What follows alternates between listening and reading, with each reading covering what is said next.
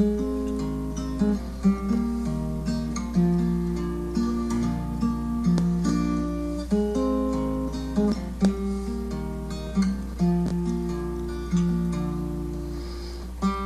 is it your governors can do? How is it that we have come to thinking and believing that anyone has Hey, Sean, more it's to Maria. say than you? Hello, Maria. How's it going? Stand Good, how are you? up, Good. sing your song. So I guess, Let us know the wisdom. So how do you feel about the Destry and the Michigan Jural Assembly situation? Oh, man. Well, I just read those last couple articles that came into the library. And I think it's really, really unfortunate. I want to hear Destry's explanation of this idea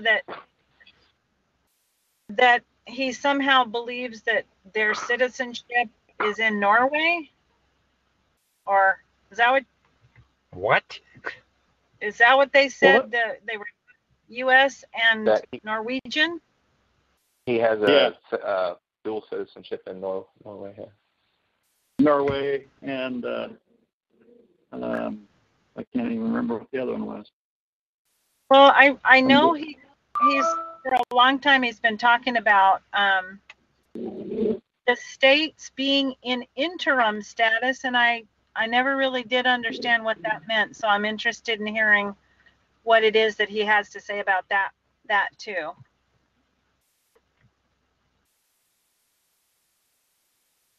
Well, I'm thinking the interim status is where they want to keep us at. Yeah, probably. I just don't feel like I have enough information. I read what she wrote, but I still don't. I'm not making any decisions yet. But overall, my feeling is it doesn't make any sense to me to want to wait to correct your status once you know what the system is that United States citizens are in. Why would you want to wait another hour or another day? Yeah.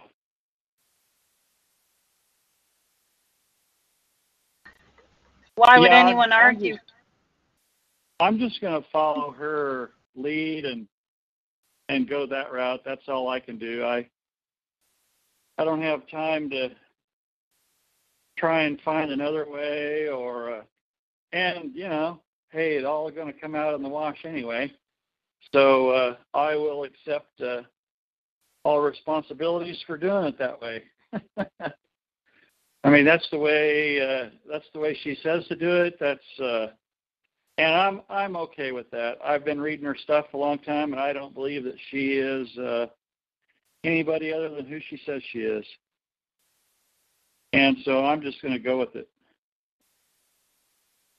We know a lot of people who have that. Yeah, we know a lot of people who take that position, and that's probably the position that I would take if I hadn't been influenced by Carl Lentz and Gus Breton so much beforehand. Yeah. And those are, and Billy Thornton and all the others. There's a whole list of them that we were studying. The main thing is, I mean, I've got kind of a topic to go through tonight that I'd like to be able to go through. But once you recognize what the system is and what kind of law it is and who you're giving your allegiance to, I can't even imagine wanting to stay as a U.S. citizen. Yeah. No. At that point, so no matter how you do it, if you do it by self-declaration or if you just do it by filing or paperwork, I think so you're going to.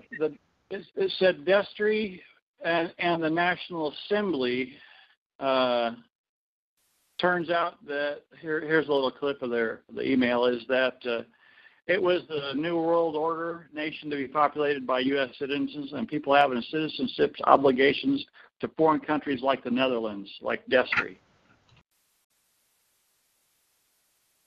What's I just got on. What do you make with the situation with Destry? Ooh, yeah, we were just kind of discussing that a little bit beforehand, and just going to have to wait and see how this plays out a little bit. It's kind of not exactly great timing because, we're trying to build something here, and to have these divisional wedges thrown into the unity we should be forming is kind of disconcerting. I'm a firm believer in clarity, and if we could bring Anna and Destry together and let them, not with any aggression between them, but clearly let them each speak their minds and see how Destry responds to the charges that Anna has brought. A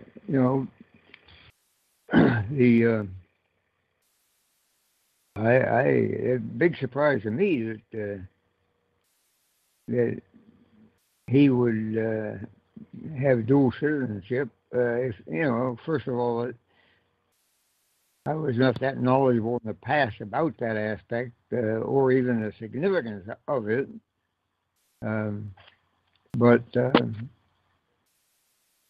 Hey, John. Yeah. Hello. How are you? Hey, good. I'm just going to break in right now. It's 7 o'clock, and I just want to get started on time. But can you hold that thought on Destry? And okay. All right. I'm just going to go ahead and give the Bivens warning. So that was a huge shock this week. It was a shock anyway to see Anna tell Paul Strammer to take all references to the National Assembly off her website. That was, but if some of this information, I'm sorry. Go ahead. Oh yeah, you're exactly right. That's what I was going to say. If some of this information is true, I mean, we should definitely grow stronger by this. But I hope that's what we all go into it with. I just pray that we hope that this is going to make us stronger in the long run and not air in the laundry. Let's make sure that there are no secrets. That's been our problems for so long. Yeah, and I didn't know. I know that Destry has been talking about being in interim status, and that was something I never really understood. And I'm just wondering if everybody else was kind of alerted to that when he would talk about the states being in an interim status, and Michigan had declared, but they were still in an interim status. Well, according to what, and according to who, and what kind of program are we talking about operating here in the background? Who's putting you in interim if you're a declared state? How does that all work? I apologize for killing the conversation at 7 o'clock to bring in the Bivens warning on time, but I just want to invite everyone to go ahead and continue that discussion if there's more that we've got to say. Interesting articles that came through from Anna von Reitz today in regards to that, and as you were talking about earlier, that I guess the basic issue is that there was an argument that was going on. I recognized it from the moment we went on the first Michigan Assembly calls. I think it was about 9 months ago we started going back on. And at that time, it wasn't Roger Dowdell that was the moderator. It was Robert. And I noticed at the time that the moderator and Destry they weren't in agreement with the Anna von Reitz method, we could just call it, that you first change your political status, you first correct your status before you join the assembly. So even though this was kind of a shock this week that came up and she said, no more Michigan Assembly, I do not endorse that program anymore, I don't endorse what they're doing, it wasn't really a shock because it's been kind of a long time coming, that this was going to have to, by the stance that she was taking several months back where she said, Jural Assemblies better get the paperwork on their committed members that proves to the Assembly that they have corrected their status before you allow them to join. So knowing that those were two conflicting ideas, I expected it had to come to a head sooner or later. And so now this is the week it has come to a head. It's an important time. I have my opinion, and I'll express that in a little while about what I feel like should happen, or maybe I might just wait until tomorrow night's call on the national call to say what I think people ought to do about this. But,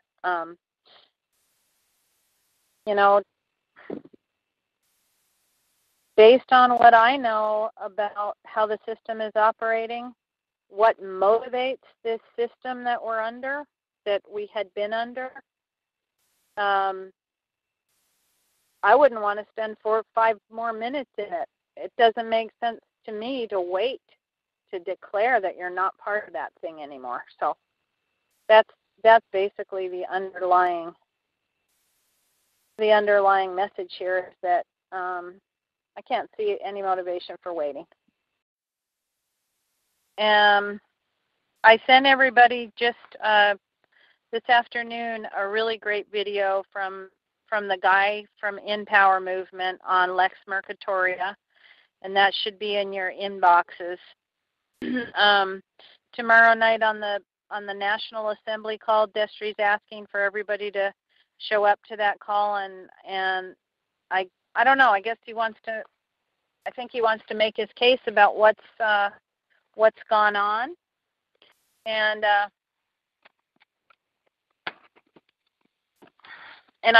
I for one would recommend that everybody hear him out, because it's one thing to get information from Anna about what somebody else is doing, and it's another thing to give them a full hearing about what they're thinking, what they're doing.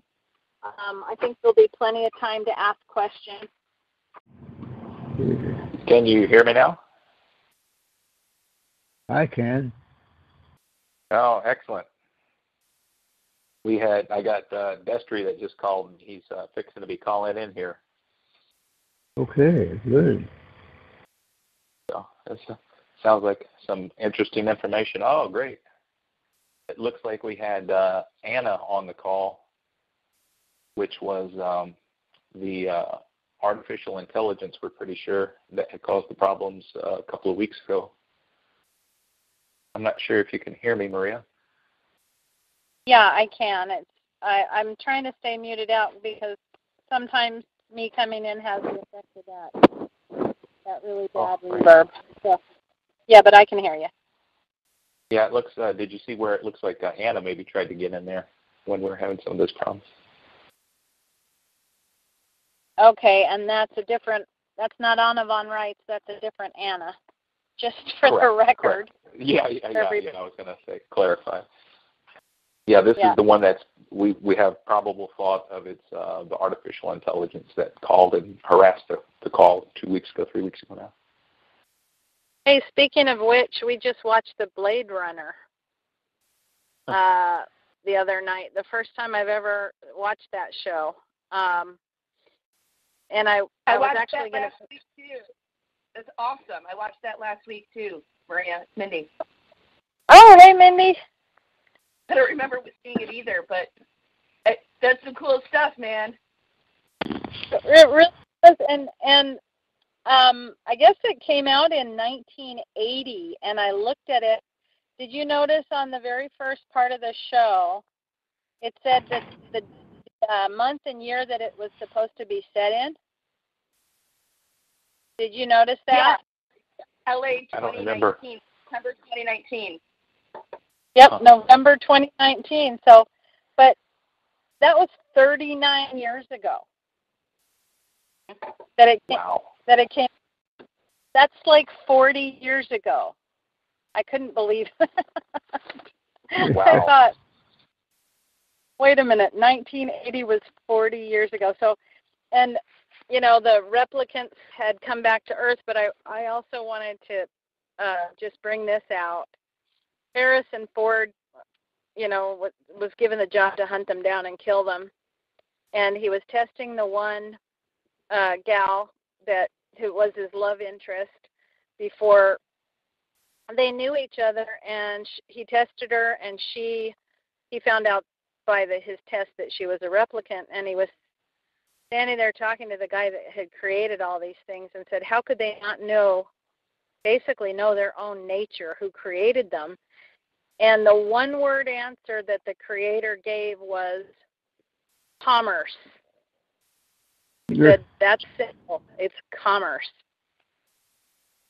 Yep. So I thought, wow, that was really, I'd never seen it before, though. So anyway, is Destry here yet? Yeah, I'm here. Your foreign dual citizen Netherlands agent is here. Damn, troublemaker.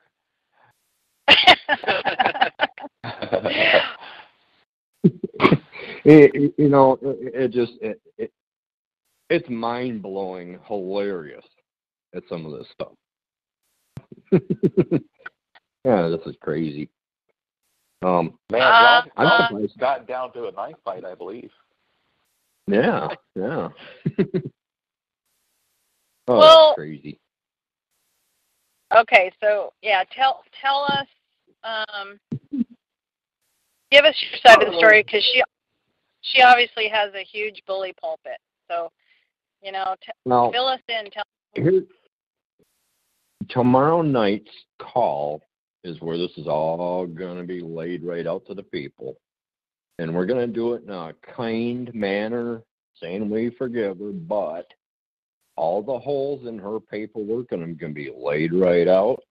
There's going to be an FBI investigator that's going to be on there that has already asked Anna 7 questions that she would not answer.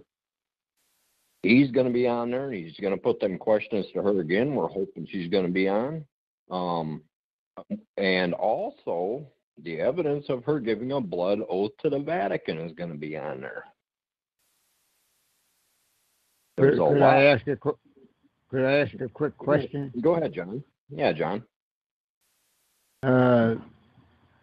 It seems that under our present circumstances, the FBI would be a member of the de facto. Maybe that would be her reason to not respond. I agree with you, but he's on our side. See, the feds came into our Michigan Assembly a while back and investigated us and checked us out and said we're all good. And they were hoping we succeed. We wound up with a couple of agent provocateurs as assembly members. They're trying to come in, and the FBI contacted us and gave us a heads up onto them and told us where to look. We looked, we verified, they did not become members. They're looking out for us. And now when this has come up in this, the deep state and the Vatican, they're scared to death of our assemblies. And they're going to do anything they can to impede us from succeeding. There's a whole team of lawyers that are writing all this crap to these assemblies' essays and Anna's paperwork and all that she's putting out. It's not Anna. I mean, think about it. Look at the amount of information and how fast it's coming out. How can one little old lady do that? It's impossible. Common sense. No, but the paperwork itself What it's doing is it's creating negotiable bonds to that birth certificate. When you take it to munition, it's creating negotiable bonds that are put on the market for 1/10 of a penny per share. Why is Anna selling the handbook on Amazon?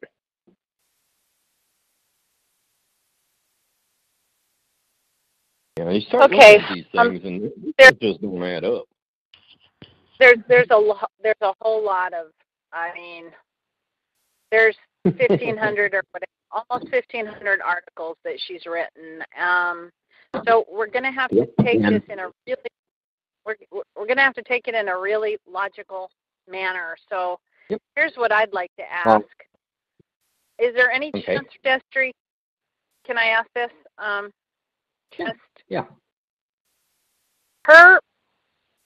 Her view on status correction versus yours. Yep. If we could just understand what the argument was, hers versus yours, first of all. Okay, I can. See, ours stays within the de jure. We don't need to monkey with them idiots. We just declare it. That's it. That's all our founding fathers did. That's all we're doing. What she's trying to do is she's got the people believing that they have to rebut a presumption on the corporation's behalf and do business with them by doing the paperwork with them and filing it. It's a trap. And we've got some people that are going to come onto the call and explain the trap. Every single one of them guys that have done Anna's paperwork and file it in, we've got to come up with a way to neutralize or nullify all those filings because we need to pull them out of that trap. It'll all be explained and laid out. I don't have the details onto it, but I do know it is a trap. The stuff will be out on the call tomorrow night. Okay, We're hoping Anna will be on that call tomorrow night because we'd like some questions answered. Okay, so now her paperwork, you're saying, is a trap, and it might be similar to when you invoke the jurisdiction. You're not in that system, but you're invoking its jurisdiction by calling upon it, by saying, okay, I'm gonna go under your definitions. I'm gonna say, yeah, I was a vessel in commerce. Now I'm no longer a vessel in commerce. I'm using commercial terminology to explain that I'm just a man. Yeah, in a roundabout way, that rounds it up. But there's more to it. It's being monetized. It's being put on the market for shares, 1/10 of a penny per share. The birth certificates, I don't have the details onto it, but this is the feedback I'm getting. Don't be surprised if you hear Field McConnell on the call tomorrow night because he's having a big hissy fit about Anna including his name in her articles. Okay, so we've been listening to Field shows, and I did hear somebody mention her the last show. Okay, so that'll be good if Field McConnell's on. That'll be great. But let me go back for a minute. You're talking her theory about status correction is a trap. Can you just give us a rundown and let people get a chance to ask you questions about what the Michigan Assembly, what your whole theory is, and why the state is in interim status once you declare? Can you give us?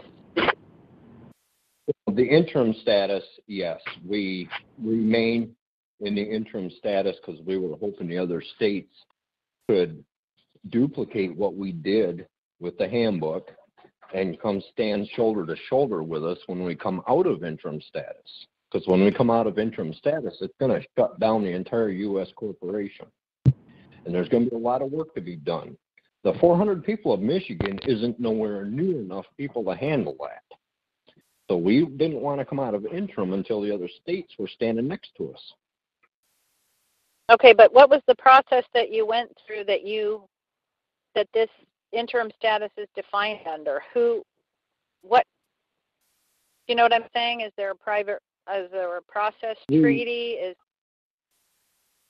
It's right in the handbook, the documents, the founding documents. We just followed them. They're all listed in the handbook.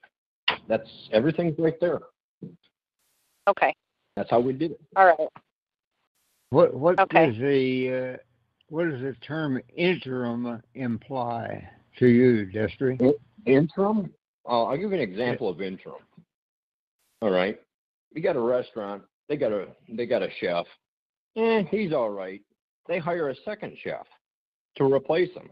But the second chef, they say, well, we got to wait 2 weeks before we let this guy go. So you're hired, but you got to sit here and wait for 2 weeks before he's done, before we can actually have you start.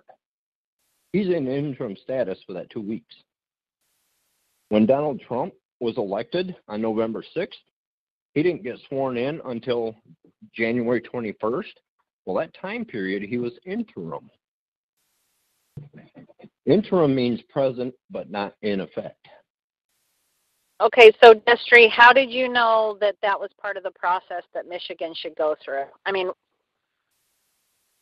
in other words, I don't know where Anna's processes are coming from, because she hasn't given us a precise reference where she's getting this. Yeah.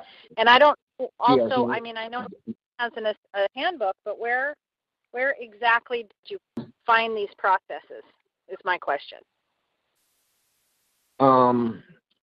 About 50 guys in our assembly from 2009 to 2011 doubled up on a lot of research that they've been doing most of their lives. They dug through the founding documents, found clues here and there, put the pieces together, and seen the general outline of how it needed to be done. Referencing a lot of the material that was recorded from the colonies. I've got a lot of that stuff up in the forums under the historical old treaties that were done between colonies, how they operated in their congressional sessions. Some of this was input by those presidents that were president before George Washington was president. There was 12 of them, if I remember right. Some of the input from them. Okay, so there's just a whole bunch of things that you had to look and bring it all together.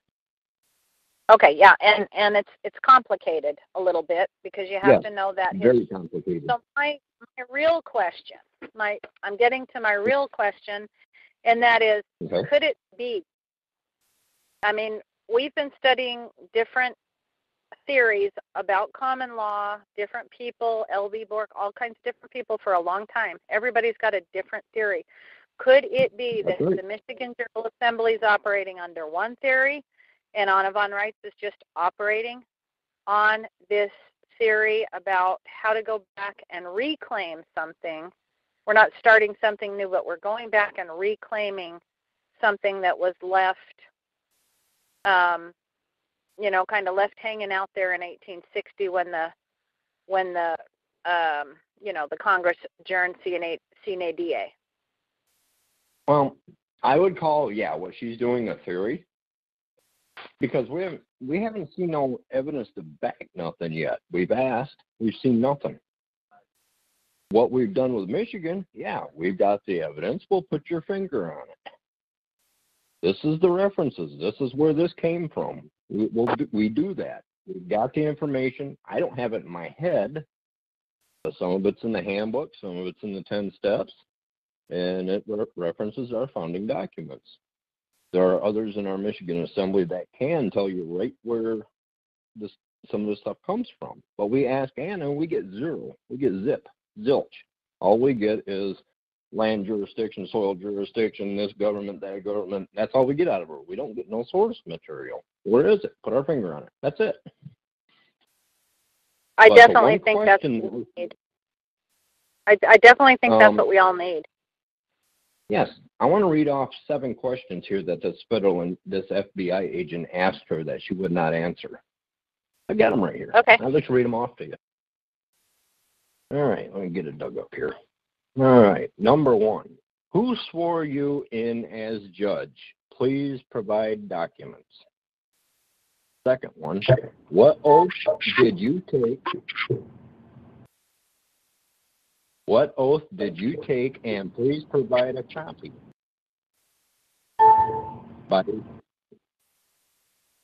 And somebody's getting noisy.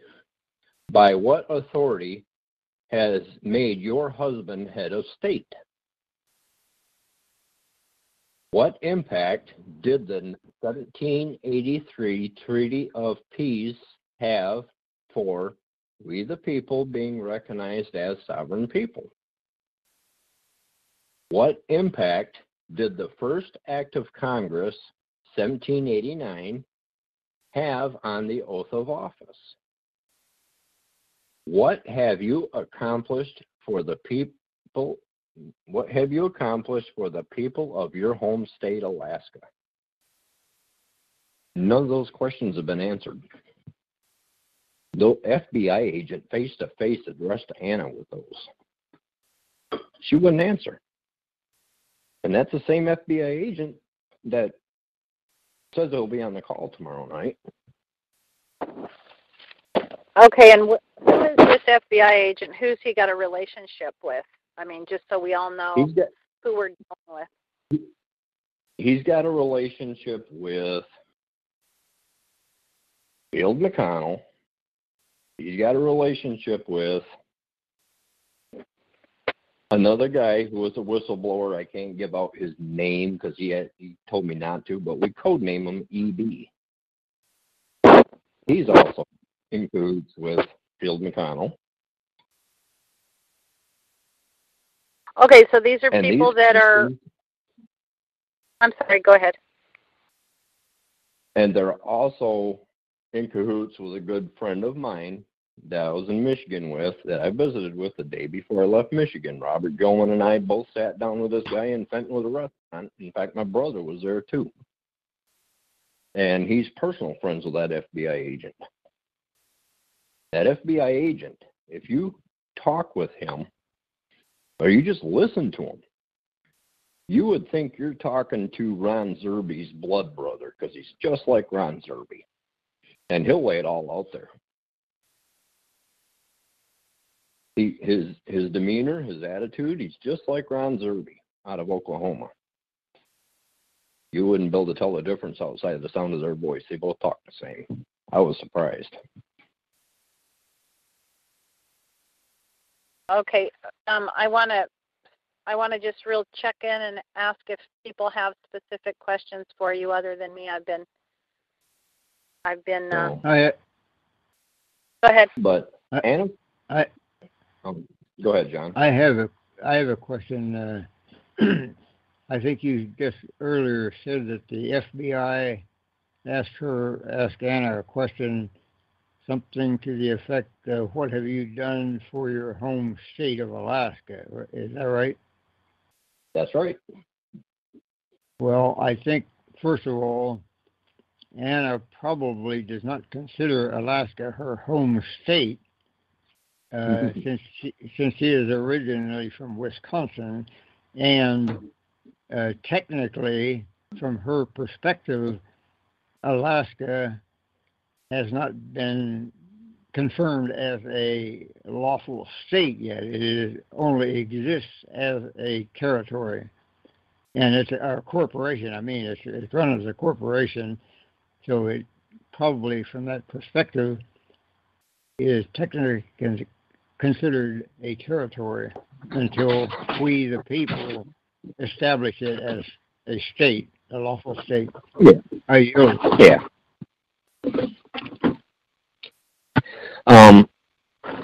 We had a conference call tonight with the Michigan Jural Assembly, and these other people that I brought up were actually on that, trying to coordinate information, and we were vetting them to make sure this information sounded correct. We couldn't even have our call. We got bombed. It's the first time it's ever happened. A couple of the guys couldn't even make phone calls for 4 hours off their phones today. The conference call board got totally bombed. And I'm not talking provocateurs coming on. I'm talking digital interference. They did not want us talking. With what we're doing right now with these assemblies, ready to move forward, it's got the deep state petrified. They are pulling all their resources, all their CIA operatives, doing what they can to halt us, to interfere, to hijack. It's crazy. I knew it was going to happen, but not this bad. The evidence will be coming out.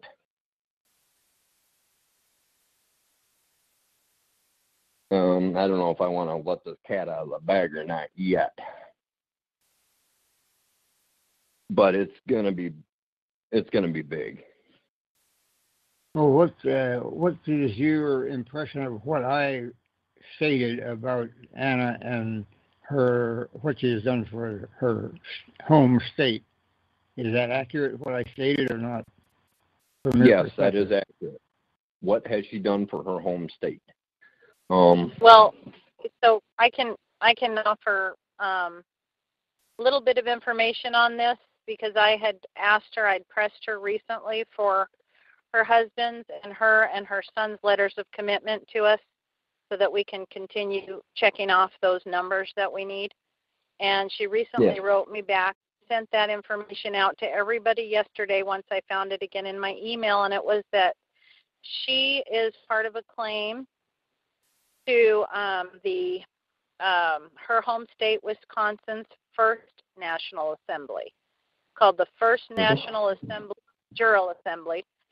And her husband is part of a claim for his state of Washington in the First National Assembly. And she said, so she and her husband can't participate in the Alaska Jural Assembly, much for the same reason you, Destry, can't participate here now, because you can't have your feet in two different states. So anyway, that's everybody's email if you want to go look for that. Yeah, I'd seen it earlier. I got a copy of it. But okay. I see I didn't really want to bring this up too much because it's kind of on my back burner. But if you look at what she did, she character assassinated me. Yeah, and I haven't responded to anything she has said or done. I haven't responded to nothing. You know that saying, given enough rope, they'll hang themselves with it? Well, I just sit back. I didn't say nothing. I'm just watching. And she's coming out with all this garbage, and she's character assassinating me left and right. And that right there, anybody with an ounce of common sense knows that is a crime. It doesn't matter if it's de facto or de jure. Character assassinating somebody like that is a crime. That's defamation of character. Well, and the other thing about ad hominem attacks, I really don't appreciate ad hominem attacks. If you have an argument with somebody, go to that person and work out your differences. Do not call them names in public, especially when you have a bully pulpit. I don't agree with that way of going about doing things at all. Don't agree with that at all. And she did it to me recently. She said I had taken my studies of Brent Winter's book to an irrational extreme. She didn't use my name though, but she is using your name out there every day, Destry. I've read 5 or 6 articles where she calls you out by name. I do not appreciate that. So go ahead. I'm sorry. If I may. Yes. Hell with David. Let's let David go. Yeah, I come from a totally different point of view. I was trained by a gentleman who was assassinated by the de facto government. He was not an attorney, but he went to the Supreme Court 6 times and won his case. Now, in this case, who was the person that did the U-turn about what was going on? It wasn't Destry. And all of a sudden said, hey, what we've been doing for a year is wrong. We got to do it this way. If you go back historically to when the country was founded, in the Treaty of 1783, King George and the people in the states, the colonists, decided there were going to be two types of citizens or inhabitants or sojourners or whatever you want to call them in the United States. One were going to be sovereigns and the other were still going to be subjects to the king. Genesis 1:26 and 27 says God created man in his image and gave him dominion over the living things on the earth, the birds of the field, or the birds of the sky, the fish of the sea, and the beasts of the field. But he did not give him dominion over any other man. We were born sovereign. Now, there's as late as 1992 Supreme Court decision between, I can't remember the people, Merrill or something like that, and the Jicarilla Apache Indian Nations. And Judge Rehnquist wrote the main decision that says the idea that sovereignty could ever be relinquished puts the whole idea of sovereignty on its head. The document that I have done by my mentor is called Reaffirmation of Dual Citizenship and Renunciation of Attempted Expatriation. We were born sovereign. They said you need a birth certificate, so we got a birth certificate. That's identity theft. They used our property to create a false document for their benefit. That's fraud. Theft by deception and inland piracy and a whole bunch of things that Anna goes through, but it's still the same thing. But in our document that we use part of the things that Anna does, but we renounce the fact that they expatriated us at our birth, and we repatriate back to our native being of the state, county, and township where we are. And that follows along pretty much with what the Michigan Assembly people are doing, and I can understand about being an interim. One state out of 50, they come up there if they wanted to with the hard hats and flak jackets and AR-15s and roust every one of them into jail. And I got some people in my state here that say, "Oh, we did Anna stuff. We're free and clear. You know, we're sovereign or we're nationals. They can't hurt us." BS. Until you've had 15 people with helmets and flak jackets and AR-15s pointing at you, telling you, "Come with us, you're under arrest," you don't know what you're talking about. And I've had it happen to me. I've seen it happen to some other people. But you have to have something that you're sure that's going to work. And the paperwork that Anna has, it might work, it may not work, but you have to know who you are and what you are to make it work. And however you do it, I don't think it makes a difference. I'm sovereign. God made me sovereign. Man can't take that away. You know, there are maxims of law. The basic one is the created can never be greater than the creator. Who created man? God. He's above me. Creator, whatever you want to call it. Who created the government? We the people. Who created corporations? The government. Now, how can the government and all these ABC institutions come back up the top put themselves between God and me and say that we're going to take you back down here to the corporations that was created by the government that you created and prosecute you? That's BS. Another maxim of law is, so a thing is done, so it is undone. And another maxim of law, the contract is the law. Show me where I signed under my own free will and full knowledge that I agreed to be anything with the de facto government. And in 1802, there's a law they passed that says the only way, and it lists the ways that you become a U.S. citizen, And it says in there, and no other. And I guarantee you, I bet there's nobody on this call that did all the 4 things that you have to do to become a U.S. citizen. I yield. I've got off my soapbox.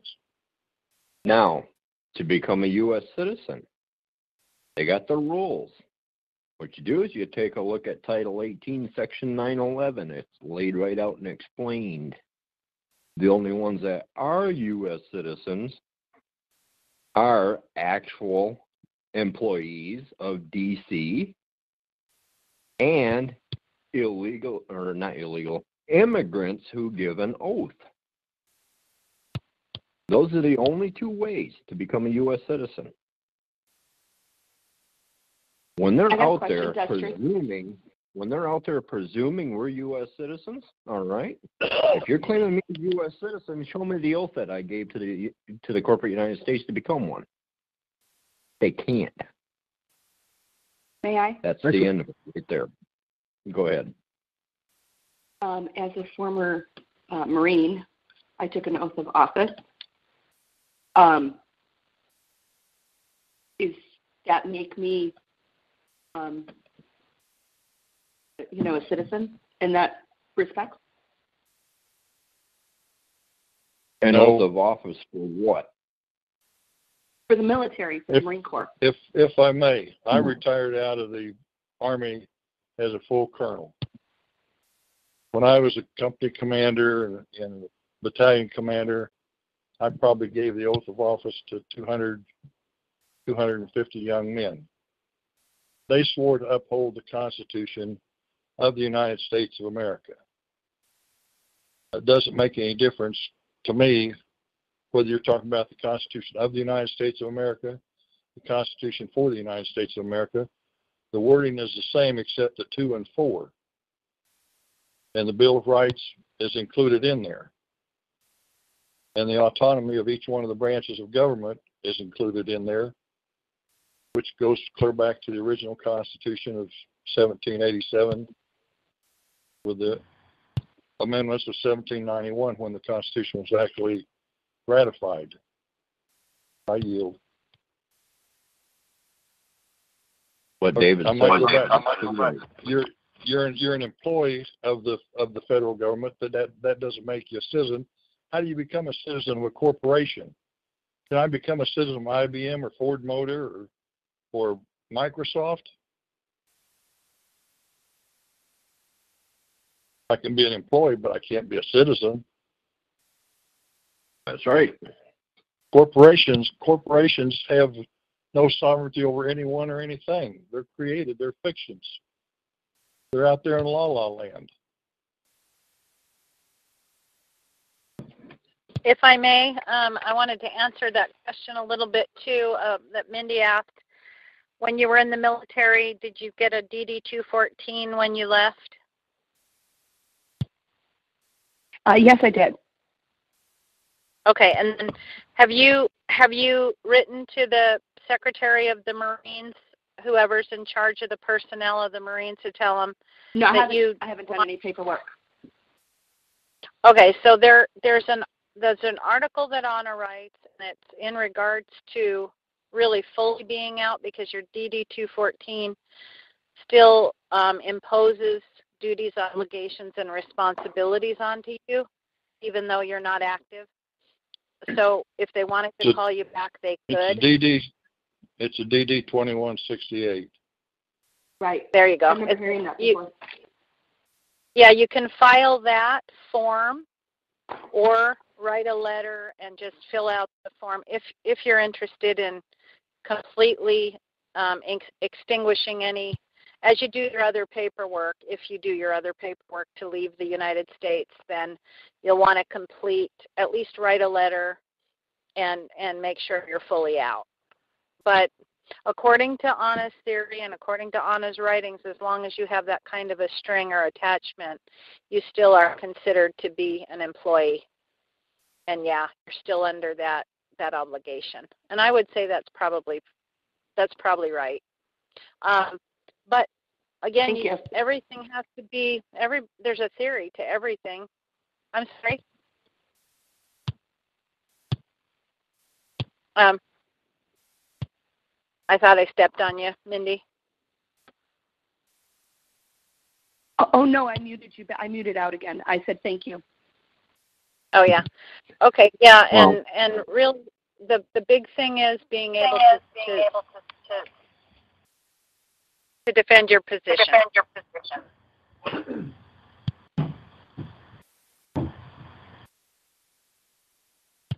somebody's got a bad echo.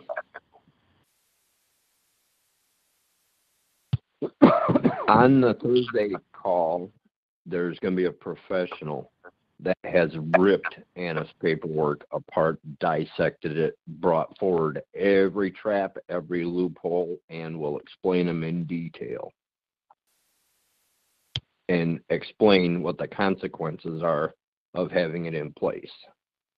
And when you hear this thing, I can guarantee somebody's going to want to put together a committee to figure out how to reverse it as fast as possible. Now remember this, the deep state scared to death of the assemblies coming forward. They're going to do anything they can to put a halt to what the people are doing. They're using psyops. They're using every dirty trick they can find. In this practice, Anna, she's even admitted herself of being in good graces with the Pope. Now, what position is the Pope? Isn't he one of the biggest criminals there is on this planet? Well, there you go.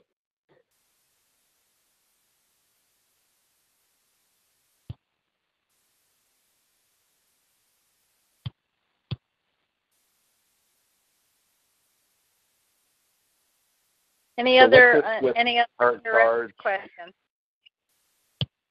What's this with her charge on you being Norwegian? I don't know. I'm still trying to figure that one out myself. I actually had to go take a look at myself in the mirror and see if I still look like a shop rat or if I look like some diplomat from another country. Well, I still look like an old ragged shop rat, so I guess it's just her blowing off whatever she can just to stick words in the people's minds. I mean, Maria, you've met me. Chris, you've met me. I mean, what do you think? Yeah, I've met you and I've met Anna, and I think this puts us in a really unique position right now. Both you and Anna were kind of involved in our assembly, so here we are trying to negotiate the differences between the two of you. I wonder, could it be that you're both coming at this with two different approaches? You know, isn't the end goal? I mean, according to Anna's work and her writing, her end goal is to really get these assemblies established, and so's yours. Yeah. See, so I'll tell you what, they come from different points, and they've got the same mission, but they've got two different planned end results. One, we the people coming together in assembly where every single one of us at our local community level, nobody tells us what to do. We're the ones that issue instructions to our counties, our states, and our national level. We're the ones that call the shots. No false gods before me. I've been at this for over 10 years with those in the Michigan General Jural Assembly, and actually involved with the Michigan General Jural Assembly as a member for 9 years. I've got a lot of experience behind me. I helped blaze the trail on this stuff. Anna, all right, Anna gave a blood oath to the Pope. All right, let's mark that one up. Anna's first husband was an Illuminati, and the evidence will be brought out on that. Anna's second husband that she's with now is also Illuminati. All right, now, even if you just throw them off to the side, where is Anna's experience with assemblies? Zip. Zilch. Nada.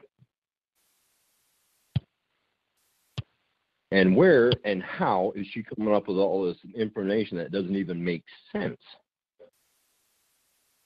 And the volume of it. She must have she must have a brain that's been upgraded by IBM just to come up with all this stuff and put it out as fast as she is. You just think about it.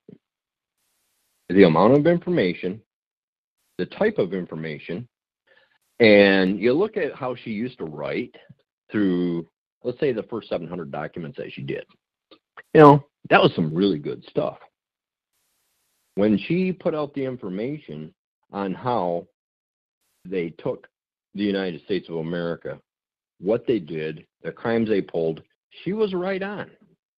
She was perfect. She hit the nail right on the head. When she was working with the Colorado 9, even Roger will tell you this. Anna was working directly with them up to the point they got arrested and thrown in jail. And the two of them did, Doucette and the other one. The feds went after Anna. Anna got off the hook.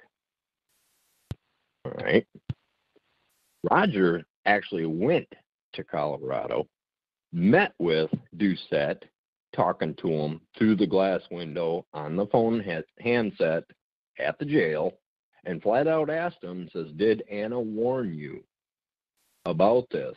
He said, "No." And Roger will verify that. Now, Anna published in her documents. Anna published in her documents that she warned them not to do it. But yet we got Roger here as a witness. What's that? Destry had Bruce Doucette corrected his paperwork at that point? Did he corrected his status? I have no idea. I don't even think that was in the plan at that time. I don't even think Anna was doing that stuff at that time. That's a couple years ago. Okay, and I think what she has said about that is they were confused about what their role was in regards to the courts that are operating, and so they were trying to give instructions and directions as continental marshals to the de facto courts, which was trespassing on their jurisdiction. That's right. So, see, the point is Anna claims she warned them not to do it. She never warned them. Roger got that verification face to face. He's an eyewitness on that. So she lied. Okay. If I may, you can be 100% right and innocent and still go to prison. Correct. In my case, if I told it, it's like the old comedy of the fireman, a fire drill, they broke so many of their own laws, doesn't matter. But if they want to stop you from whatever they're doing, they'll do whatever it takes to make it done. I had many friends that I made in prison that, they got crossways with the powers that be, and to shut them up, make them do something different, they send us away for a while so we can be retrained and reprogrammed. So just because they got caught doing something that the de facto government said is wrong and they put them in jail or sent them to prison doesn't mean a damn thing, except the powers that be didn't like whatever they were doing. They were probably right. I yield. I agree.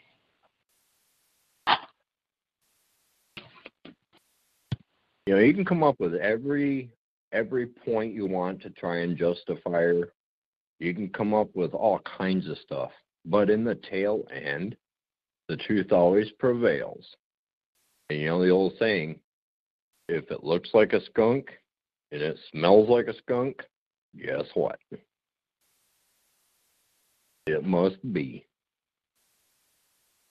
Look at the stuff she's putting out, how she's demonizing me. I'm not even responding to that. I never have. I haven't sent her a single message, nothing. I just let her go. You look at it, like you met me, Maria. Chrissy's been around me a few times. Mindy's been around me a few times. My lifestyle, the way I am, the way I talk, where I work, what I do, the condition of my body, my hands are full of scars and grease under my nails and long, shaggy hair.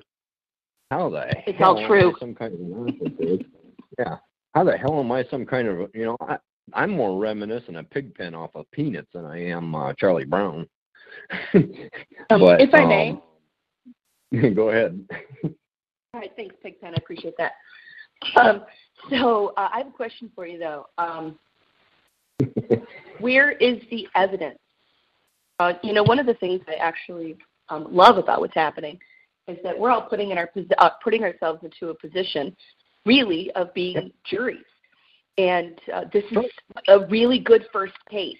If we can navigate this, we can, we're on the right path for, I think, what we're doing. So my question for you is based on evidence. Where is the evidence, and what is the evidence that her ex-husband and her husband are card-carrying Illuminati members? I don't you know have that it. for a fact, and can you prove it? I can't prove it yet, but somebody claims they have the evidence will be speaking up about it on the Thursday call. It's evidence because, that's one of the things that I'm learning about this common law thing is you've got to have facts, and it's Yes. By saying that out loud without knowing the facts, in many ways you're defaming her too. That's right.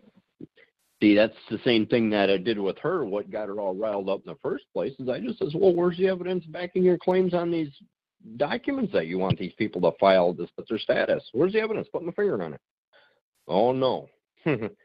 Guess what? Holy hell breaks loose there. That's all it was, just a simple question. Where's the evidence? Can you put my finger on it? That was it. Really, no. But we want I think that charging somebody with what you're saying about Anna, and I've never met her, but I have read a lot of the things that she's read over many years.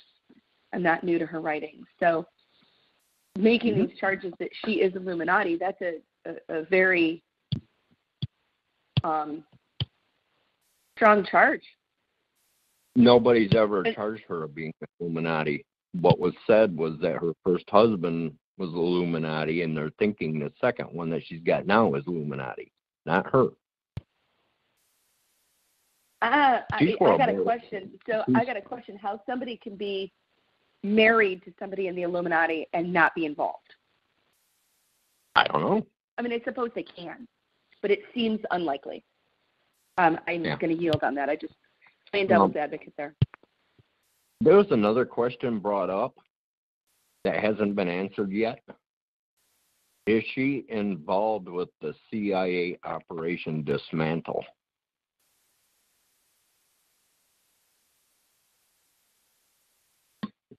CIA Operation Dismantle is what brought Sam Kennedy down. It's what brought quite a few patriots down who were trying to get movements going to help the people. Operation Dismantle got put on the front when our National Assembly first brought up issuing orders to Trump. If you happen to see the coincidence there of the timing, when I had brought up about writing a notice for our assemblies to endorse and to issue orders to Trump, all this started.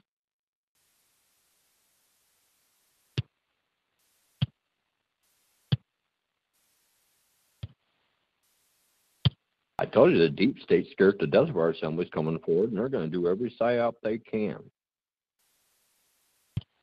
And they've got the perfect one. You know, and they say, ooh, look at this woman here out of Alaska. She's got a mountain of followers, 55,000 people following her. Look at all these comments on this blog by this Paul Stramer that's got all the information. All these people just follow her and love her and this and that. Well, you know what? There's a whole lot of them involved in that National Assembly. Maybe we ought to get her attention. We'll send a little earthquake over there to knock her around a little bit and then tell her that what we're going to have her do, and she's going to do it. You know, is that a scenario? Is that correct or not? I don't know, but sure an idea rolling around up there.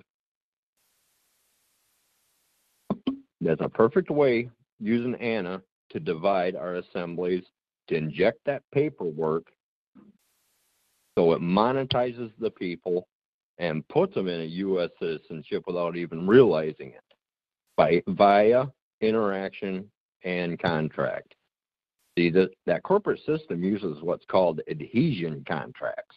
If you don't know what them are, look up what an adhesion contract is. You just go in and you file your birth certificate with Mnuchin. You just gave them something. All right, I tell you what. How about if I take a piece of paper? Everybody on this call, I'll write your names down on it. I'll run down here to the local exchange. I'll file it in there as a new company with all your names onto it. I'll get 1/10 of a penny share on each one. Guess what? I just monetized it. Now I got investors investing onto it. What's backing it? Those names. Well, guess who's backing those names? Those names are all straw men. You're backing them. That's how the Federal Reserve did it. That's how the corporate state did it. That's how the deep state's doing it. And apparently now that's how they got Anna doing it. To Mnuchin every time somebody puts their birth certificate in. Is that a fact? I don't know. Can I put your finger on it? I don't think so. But does it make sense? Sure does to me. And what reference am I using to come to that conclusion? The exact same thing that happened with Tim Turner and Rusa. Now I want to bring another point up. And a lot of people know this one all too well if they paid attention. I have a question back before in you the change late code. 90s. If I may, you just said Russo. Rusa. Who's that? Rusa was an organization who was trying to settle the states across America that Tim Turner was the president of the republic. It became a very large group. Michigan was actually a part of it in 2011 until Rusa wouldn't answer questions, and we gave them the boot and did it ourselves. It was a very big organization. It's down small now, less than a couple hundred people, and now they're coming on board at the national to the National Assembly to the states. But that's Rusa. It's a capital R, lowercase u, upper capital S, upper capital A, which is for the Republic of the United States of America. Hey, before we move off of that last topic, I did see a response here today at the library that one of our other Jural Assembly members had sent a letter to Anna this week, and she said she sent her stuff into Stephen Mnuchin.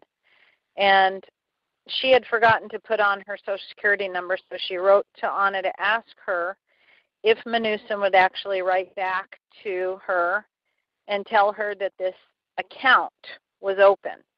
So the response that Anna was writing about was in response to this filing this Form 56 with Mnuchin. And what she explained to Barb was that the importance of sending your information and your filings in to Mnuchin is not so that there will be an account open. It's so that you have basically declared these vessels in commerce no longer to be in commerce. You're rebutting the presumption that the derivatives from your name are commercial vessels. And you've gone back and you've said, nope, I only operate in trade. So to the extent that these commercial vessels exist, I am going to make you, Stephen Mnuchin, Secretary of the Treasury, responsible to settle those accounts. And so that you, the man or woman, aren't charged any longer with any commercial crimes.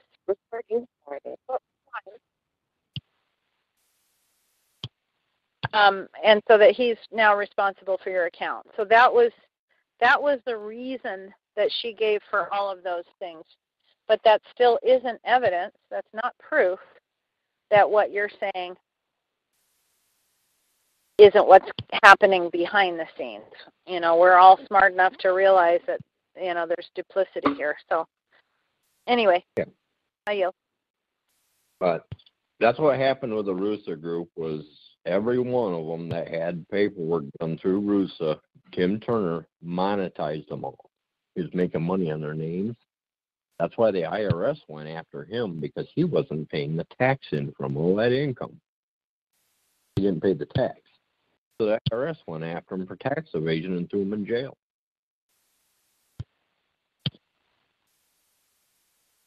If I may, Go ahead. that form 56 is just appointment of fiduciary.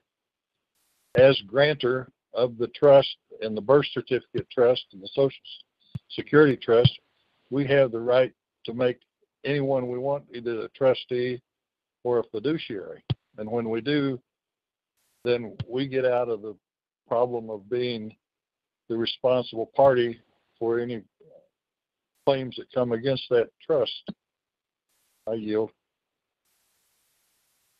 And so, yeah, I did want to go back to something you had said too, David, in regards to it doesn't matter if you're wrong or right, they can still throw you in jail. So I wanted to bring up the topic of joinder. How do they throw you in jail? They create joinder between one of these commercial vessels, which is a trust, and you, the man.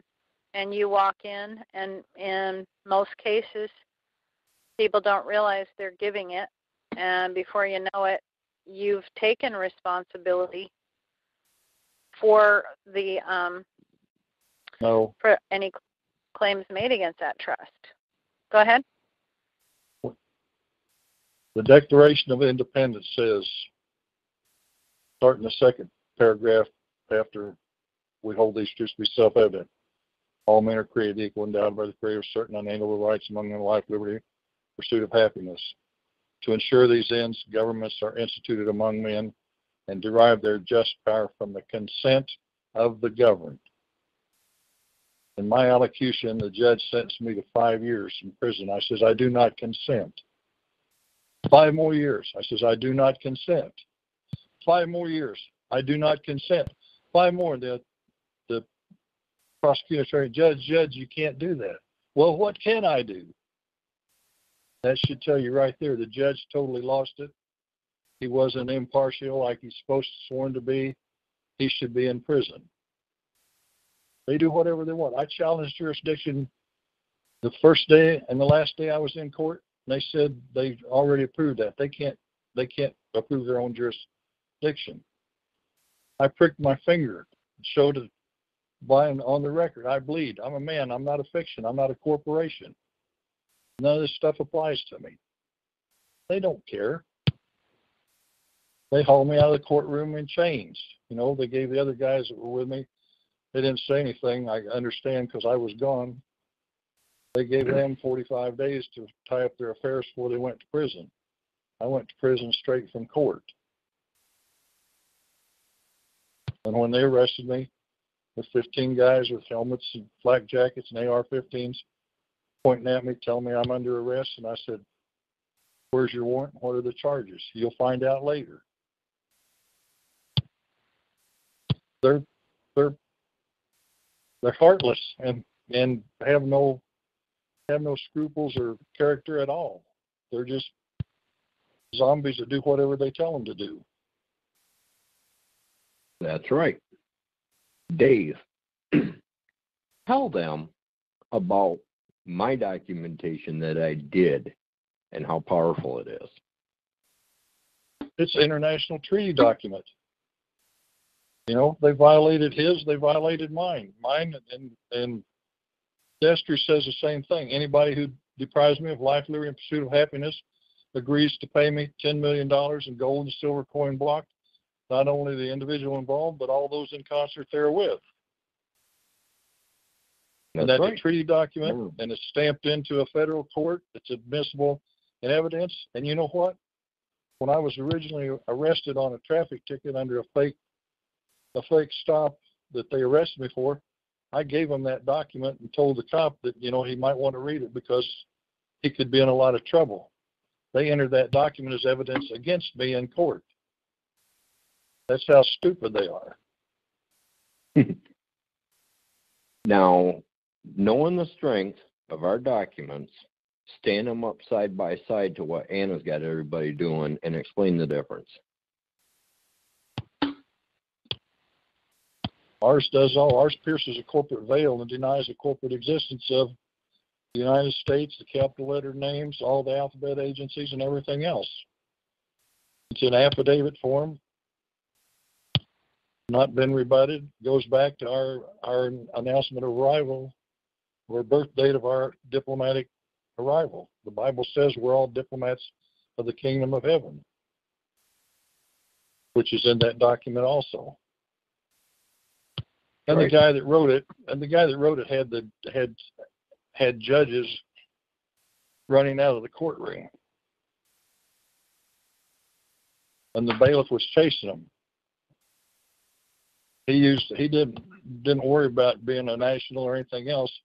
He used their own damn laws against them, which you can do With the protection of international law.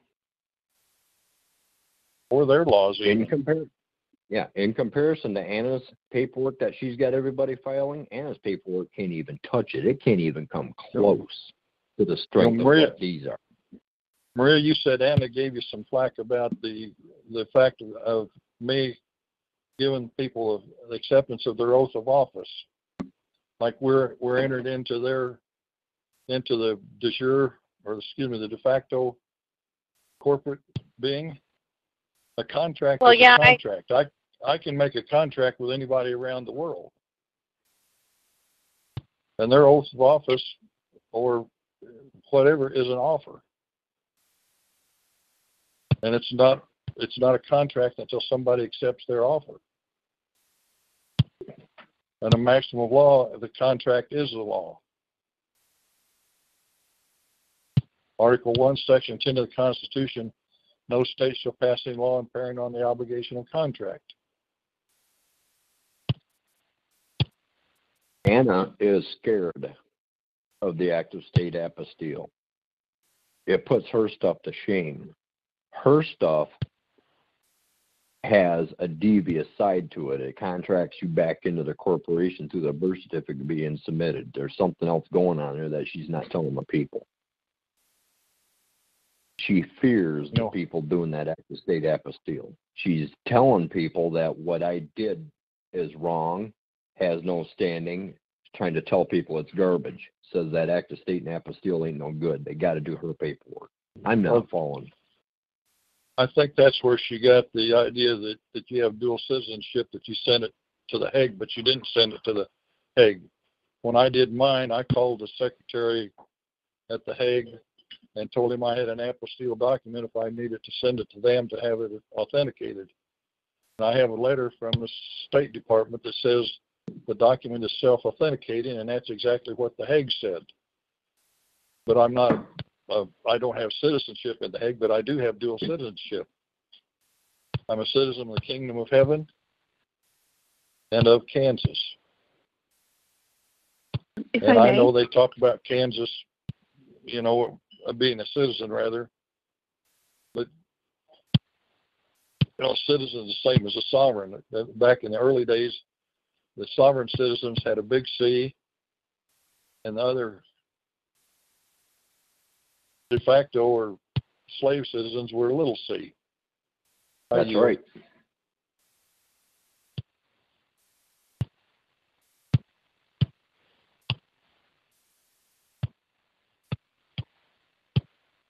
If you really want to mess with their minds, I can show you. I can tell you an easier way to protect yourselves. Does anybody know what a UCC1 filing financing statement is? The Destry, you and I decided to protect each other. Go ahead and explain it. We do a UCC financing statement in which I write you a promissory note for $10 billion, and you write me a promissory note for $10 billion, and we do all the rest of the non-disclosure and the paperwork that goes with a binding contract that you owe me and I owe you, and we put that on a UCC1 and we go down and file it, record it. Guess what? Law of liens, the first lien is in time is the first one that counts. So if they take you or me to court, the other one can walk in and say, Judge, you can have that man, but first you got to pay me $10 billion. Here it is right here.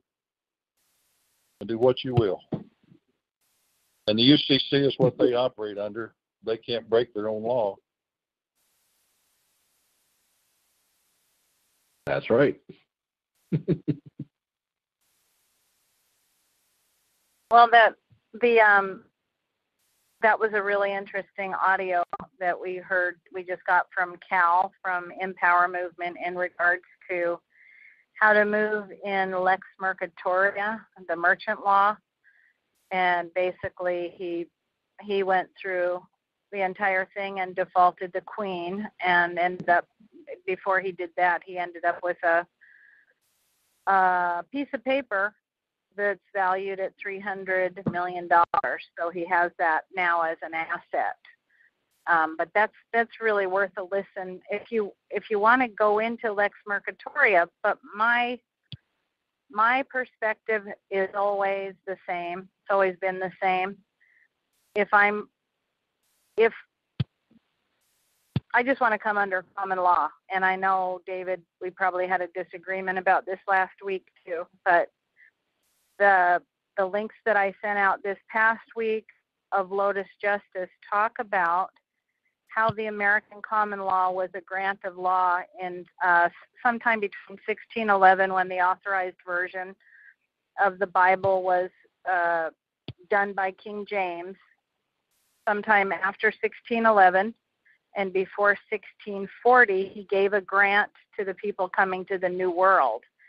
And they were able to get out from under any Romish type of law, the Roman civil law, the old monarchical law, and the old ecclesiastical law that we find ourselves under today in that triple crown, that three crowns of law that is operating in all of our court system. So that 1611 grant by King James is what was working on the folks that were on the Mayflower, that wrote the Mayflower Compact.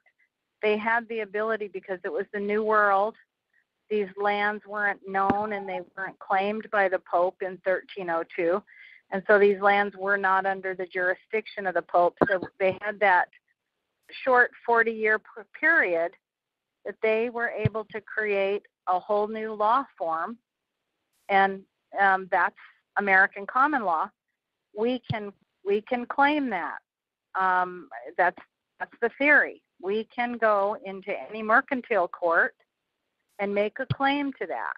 I don't know if you've done this, David, but if you're not a U.S. citizen and you go into the court in your proper person, have you had any experience with going in as in propria persona, your proper person?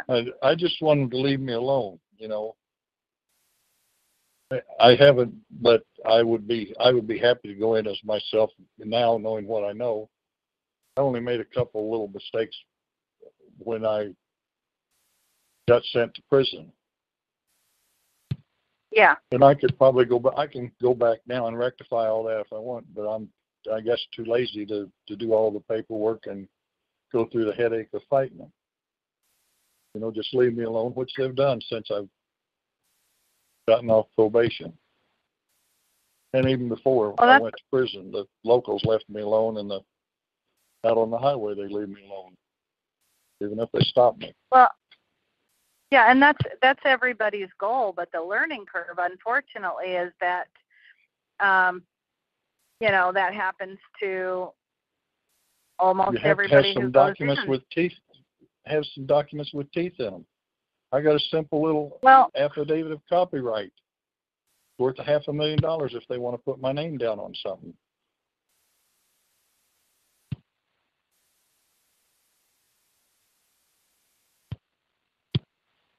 Well, anyway, I just wanted to let people know, if they want to look at this Fourth Crown of Law. It's called American Common Law, and Lotus Justice does an amazing job of just lining it out, how you get, removed from commerce just in the courtroom. And I think it strengthens you to say, no, I can rebut every presumption. I'm here to rebut every false presumption, and to answer every valid claim and to rebut every false claim. I've done that. Yeah. If you're going to go to court, you win your court in discovery. We found that out in our losing case. A lot of your documents don't get entered into court, or if they do, the judge flips them over on the backside and says he doesn't see what you're talking about. He doesn't have that paper. They'll lie like that, and they do. But you enter your paperwork in discovery, and the minute the prosecuting attorney starts talking, object, Your Honor, the prosecutor's testifying to facts that have not yet been entered into evidence. And besides that, he's an unregistered foreign agent unless you can show me his registration papers here today, as are you. Mm-hmm. Yeah. I want to go back to this controversy between Destry and Anna, and it's not really between Destry and Anna. It's really we're looking for what the truth is. We want to know the truth. We want to know the very best and safest way that we can do the things that we need to do. So I just wanted to make sure that there weren't other questions or comments in other people's minds in regards to that. If we go back to the Bible, after the people had come out of Egypt, after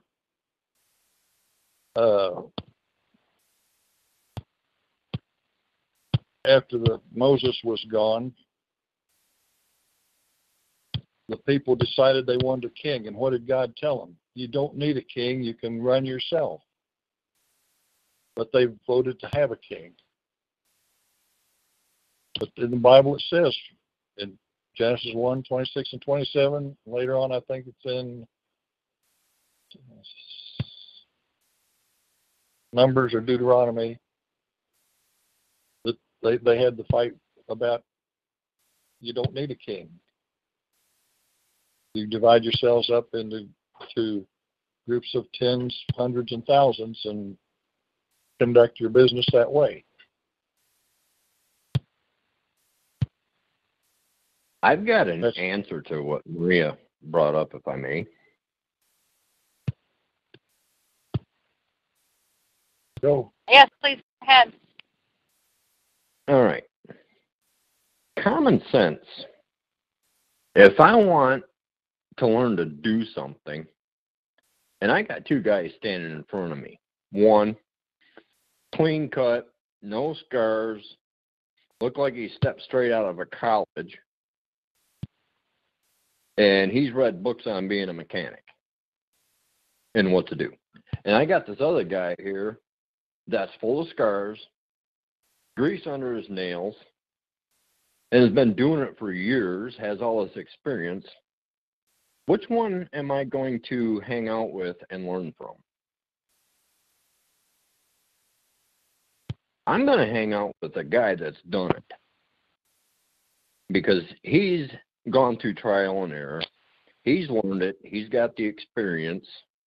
He's been there. He's done it. The guy with the book smarts, yeah, he might be book smart, but he don't have a clue when he actually gets into the nitty-gritty. I tell you, talking like that, Destry, you'll never, ever, ever get to run a university. That's for sure. But doesn't it make sense, though?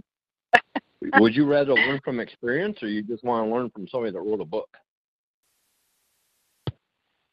Experience programs are still the best. Yep.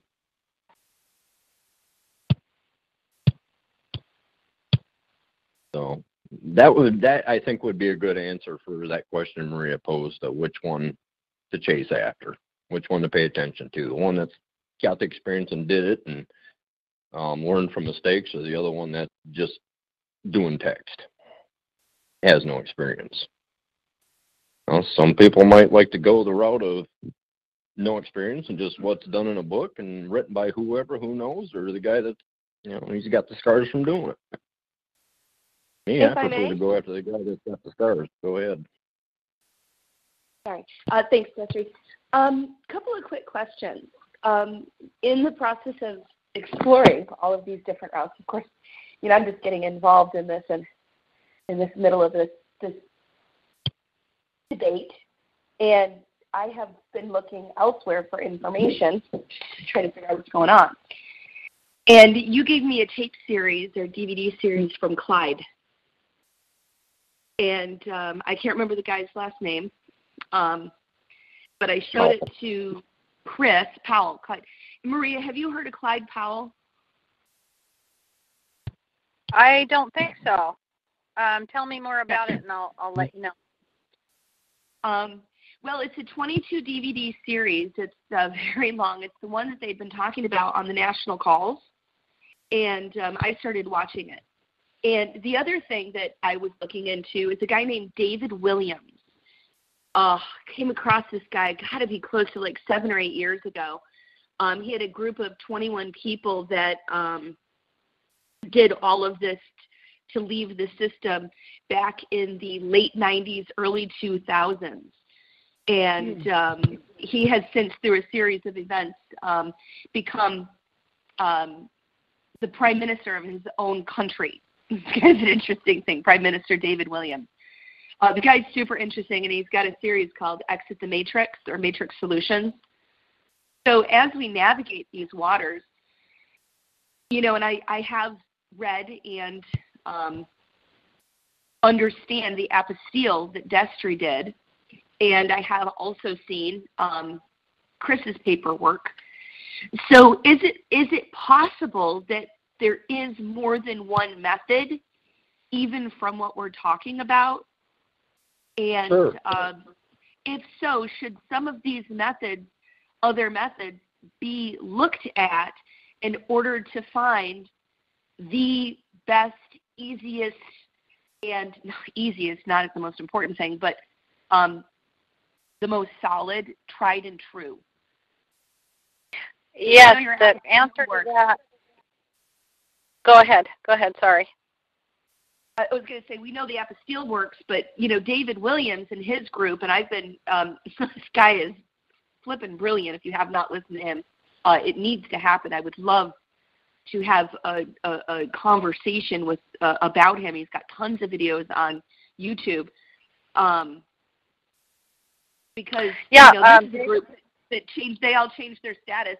You're looking at, this whole group did it in 2004. Yeah, David Williams has just come into our purview this last week. A good friend of ours. We ran into him here in Delta, and he gave us that whole Matrix series. And you have it? I have it. Yep. Oh. And and I've done the vetting that he said he was on Sarah Westall 5 times last year, and I want to go and run those down.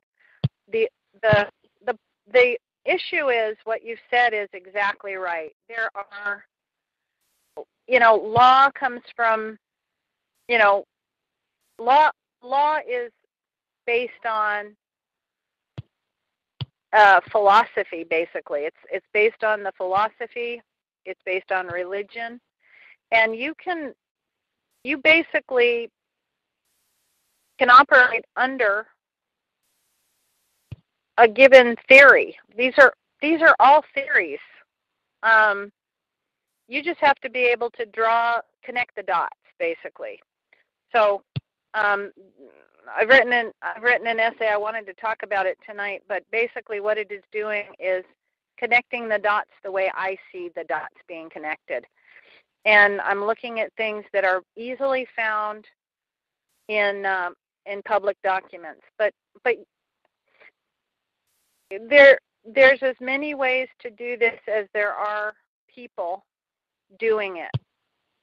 But the effectiveness of it is going to be based on the strength of your basically your ability to rationalize, your ability to defend what it is you're saying. Like for example, David's idea about offer and acceptance on the public oath of office, to me, is brilliant. He can rationalize that from top to bottom. There's no holes in it. There's no problem with it. It exactly relates. It makes perfect sense. So yeah, and it was so interesting and I sent that to you, Mindy, and to Destry when Anna wrote back and said that was all kinds of wrong and it was unbiblical, and I was just like, what in the heck is she talking about? It's unbiblical. She just told me, she just chastised me for saying that our law was based on any biblical principles. So what difference does it make to her if it's unbiblical to take an oath of office? I mean, yeah. If I may, that's in the Constitution that public officials have to take an oath. Well, yeah, and they can be, if they operate as an officer, they haven't taken their oath of office, there's jail time and there are fines involved. It prescribes the oath of office in the Constitution for the United States of America. Well, so she doesn't know what she's talking about if she's chastising people who take an oath. And if I might, the lady said she had Clyde Edward Powell's 22 DVD set. Yes. How long ago did you get that? Oh, I loaned it to her. Yeah, I've had it for a week. Oh, who'd you get it from, Destry? Uh-huh. Okay, send me an email and I'll send you the paperwork that goes with it. About 2 gigs of paperwork.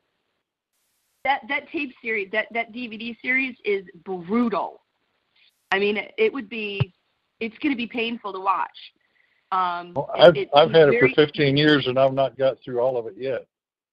It's brutal. So you understand.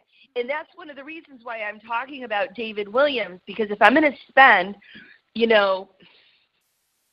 100 hours studying something, I'd like to study somebody that I can understand and somebody that is speaking in a language that, I get. And that's why I wanted to bring up David Williams, not because Clyde is wrong or because his information is poor. I think his information is great. I'm just not into it. I can't. He doesn't speak my language. He was dying while he was doing that.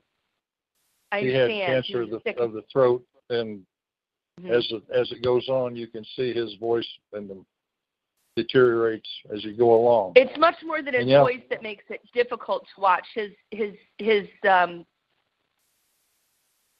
personality is he speaks a different language, whereas David Williams, very rough guy and straightforward. He's rough and and whereas David Williams, I could listen to him all day. I seek out his videos. I love listening to him. He writes on a board. He teaches like a teacher that I want to listen to. And if his information is legit, and if I have to choose a teacher, I would choose him. So Mindy, can I? Yeah, no, I totally get what you're saying, but I was going to say this earlier. David Williams is coming from a place of reason. His whole theory comes down from the Law of Nations, which is an Enlightenment document, which is based on man's reason. And what you want to know is, before you decide to study somebody, you want to know where they're coming from. And so that's probably why it appeals to you, is because you want to be logical and reasonable.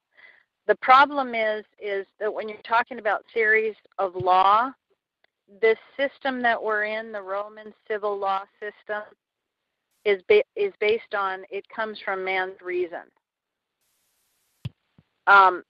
It's the common law system that I believe what the Jural Assemblies are doing is restoring that common law system.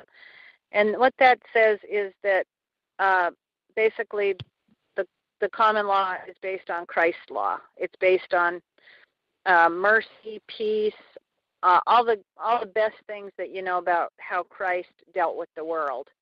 If you think he was an anarchist, if you think he's about forgiveness, if he's about love, loving one another. So the entire common law is based on, the outworking of this Christ law, which is just as opposed to reason. So you just basically, you want to know where the person that you're studying under is coming from, so that you know, in the end, if you follow that theory, where are you going to end up? Right. So. But you could, see, here's the interesting thing is that different paths can take 10 paths to get to the same destination. So if having different perspectives on a jural assembly could also be extremely valuable. Would it not? Yep. Absolutely. And I study everybody. I want to know everything. So yeah, I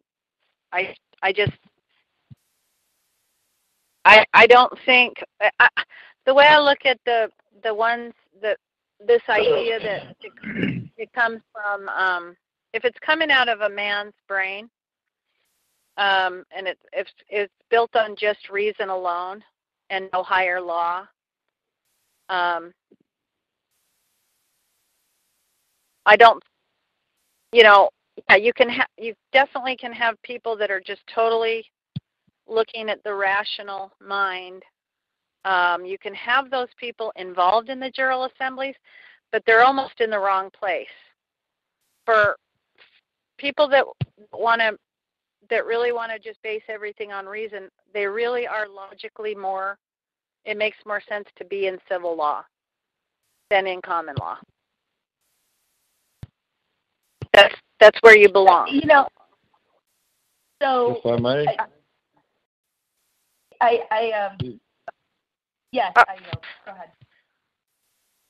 You talked about experience and where people are coming from. I don't think there's a person out there that can hold Clyde's boots. He was court-martialed in the Navy 4 times, represented himself, was discharged from the Navy with an honorable discharge, won 300 cases in civil rights cases in court, went before the Supreme Court 6 times and won 6 times. And there's no one else out there writing anything that comes anywhere near winning that many cases. And a lot of lawyers haven't even won that many cases. I yield.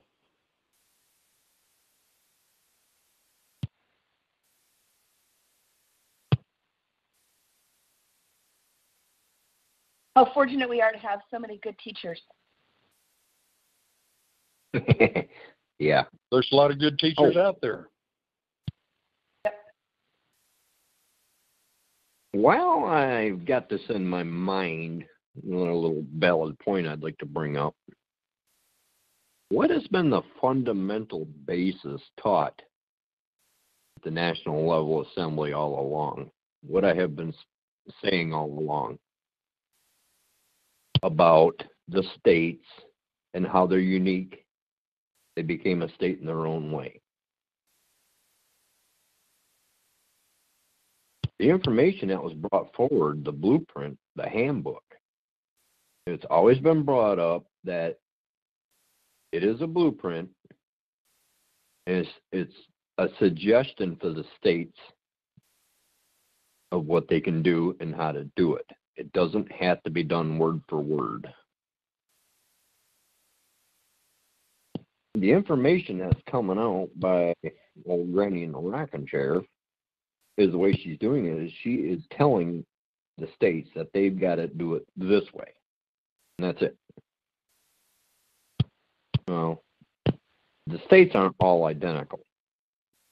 They're never going to be.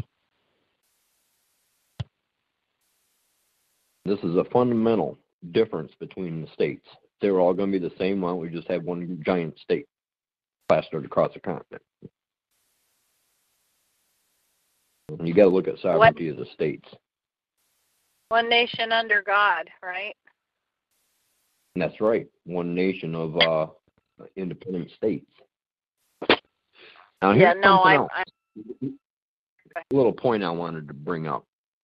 Has anybody on this call, I know you've all listened to me on the national, has anyone ever heard me say, do not do Anna's paperwork?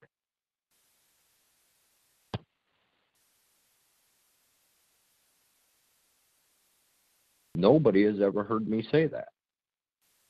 What is it I've always said about it?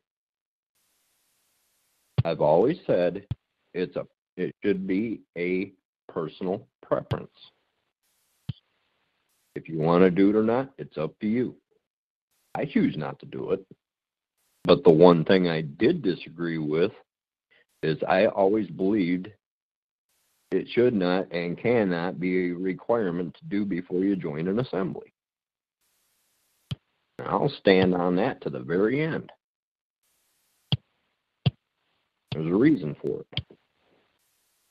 If you want to do it, more power to you. Your choice. But don't make it a requirement.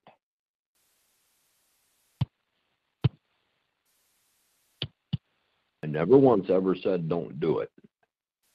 And if you read through those articles that have been coming out, and when it does reference that, it says that I was telling people not to do it.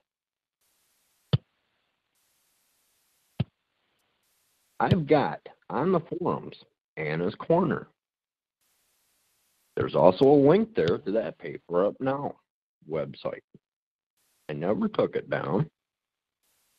I never shut anything off onto them. They're just as functional now as they were the day they were put there.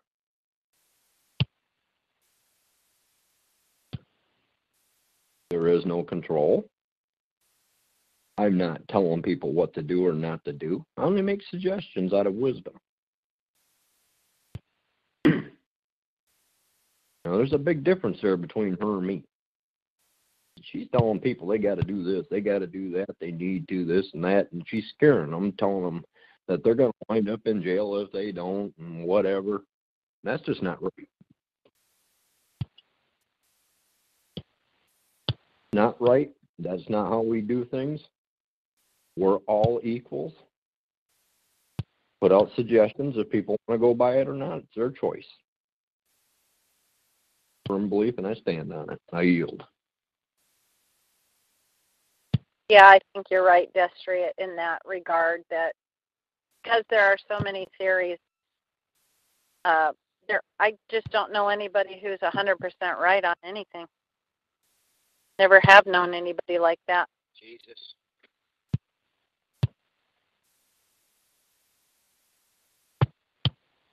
And I agree that what you're saying about yourself is true.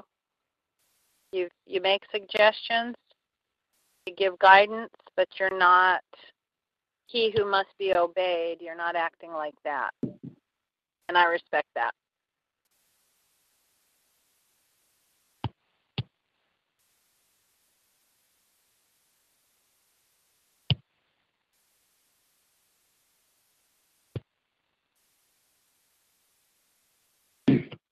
In Michigan, this is all Michigan stuff. Just about everything I regurgitate at the national level comes out of the Michigan Assembly. It's not made up by Destry. It's brought forward from learnings in the Michigan Assembly. It's brought forward from mistakes that were made in the Michigan Assembly, things that have happened. We've had counties splinter off and try and do their own thing.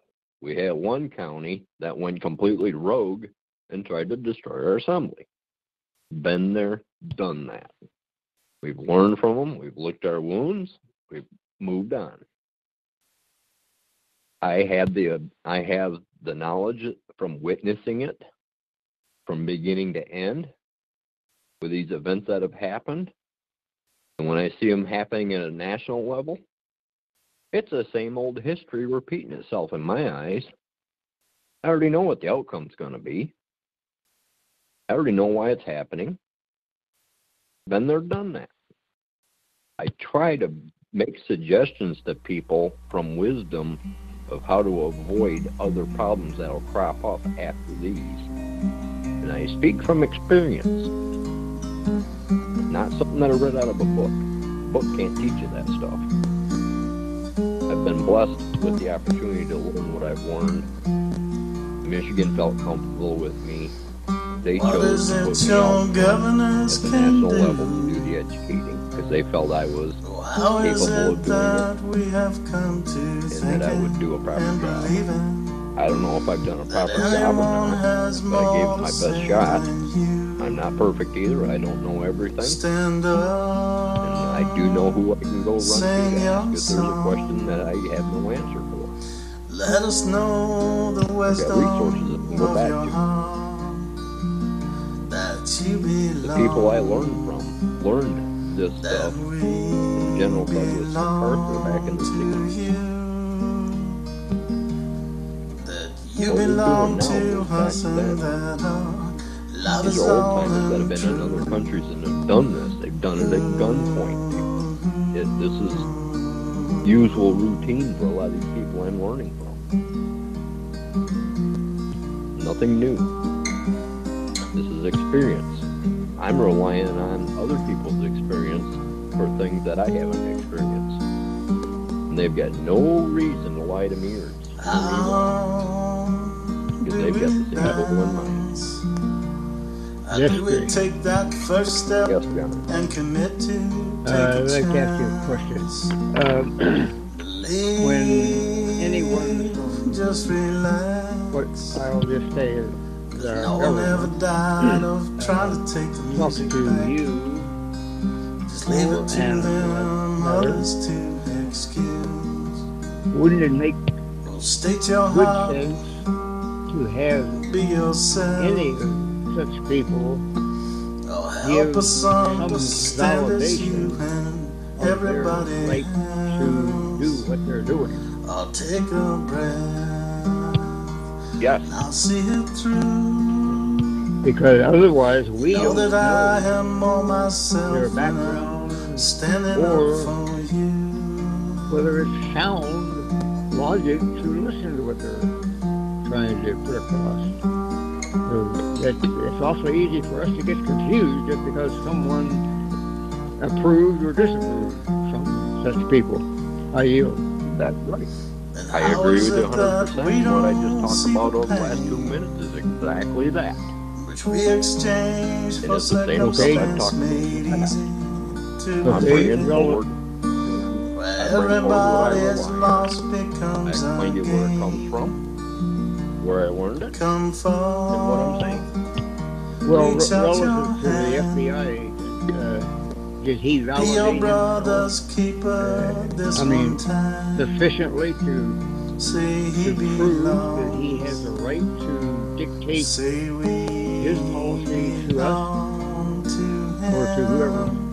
he's dealing with? That he belongs to Never us and that tried. love is I all haven't seen and dictate true. nothing come out of them. I do know the guy's a white man.